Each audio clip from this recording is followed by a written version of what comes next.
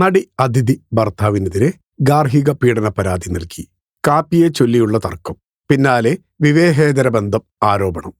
2025 ജനുവരി 1 കാപ്പിയെ ചൊല്ലിയുണ്ടായ തർക്കം അക്രമത്തിൽ കലാശിച്ചതോടെ സ്ഥിതി വഷളായി. ഭർത്താവ് തന്റെ സ്വഭാവത്തെ സംശയിക്കാൻ തുടങ്ങുകയും വിവാഹേതര ബന്ധം ആരോപിക്കുകയും ചെയ്തു. ഫോൺ നിരന്തരം പരിശോധിച്ചു. താമസം മറ്റൊരു മുറിയിലേക്ക് മാറ്റിയതായും നടി അതിഥി ആരോപിക്കുന്നു. പ്രശ്നങ്ങൾ രൂക്ഷമായപ്പോൾ ഭർത്താവ് അമ്മയെയും സഹോദരിയെയും വിളിച്ചു വരുത്തി. പ്രശ്നങ്ങൾ പരിഹരിക്കുന്നതിന് പകരം അവർ മാനസികമായി അധിക്ഷേപിച്ചെന്നും പരാതിയിൽ പറയുന്നു. ഗോരേഗാവ് പോലീസ് സ്റ്റേഷനിലെ അസിസ്റ്റന്റ് ഇൻസ്പെക്ടർ അമിത് മറാഠയുടെ നേതൃത്വത്തിൽ കേസിൽ അന്വേഷണം പുരോഗമിക്കുകയാണ്. ഇതുവരെ ആരെയും അറസ്റ്റ് ചെയ്തിട്ടില്ല. ആരോപണങ്ങളിൽ നടൻ അഭിനീതിന്റെ കുടുംബം പ്രതികരിച്ചിട്ടില്ല.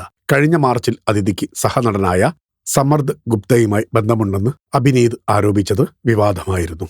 അതിഥി തന്നോട് 25 ലക്ഷം രൂപ വിവാഹമോചനം നഷ്ടപരിഹാരമായി ആവശ്യപ്പെട്ടതായും തങ്ങളുടെ വിവാഹം ഒരു നാടകമായിരുന്നെന്ന് നടി അവകാശപ്പെട്ടതായും അഭിനീത് ആരോപിച്ചു. അതിഥിയുടെ ഭർത്താവ് അഭിനീത് വിദ്യാനന്ദ് കൗശിക്, ഭർത്തൃമാതാവ് ഉർമിള കൗശിക്, ഭർത്തൃ സഹോദരി കീർത്തി കൗശിക് എന്നിവർക്കെതിരെയാണ് പോലീസ് കേസെടുത്തിരിക്കുന്നത്.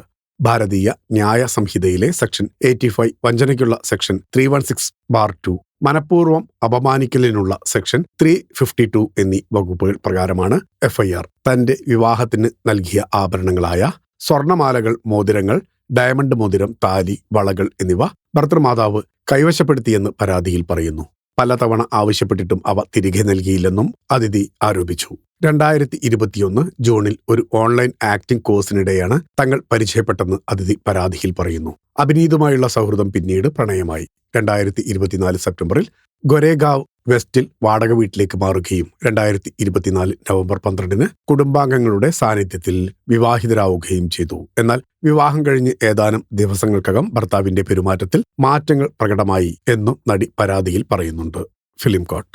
നിങ്ങളുടെ കരുത്തിൽ ഞങ്ങൾ ഉയരുകയാണ്. സബ്സ്ക്രൈബേഴ്സ് 10 ലക്ഷം കടന്നിരിക്കുന്നു. സ്വർണ്ണ തളിക നേടാൻ സഹായിച്ചതിന് നന്ദി. നിങ്ങളും ബെൽബട്ടൺ അമർത്തോ.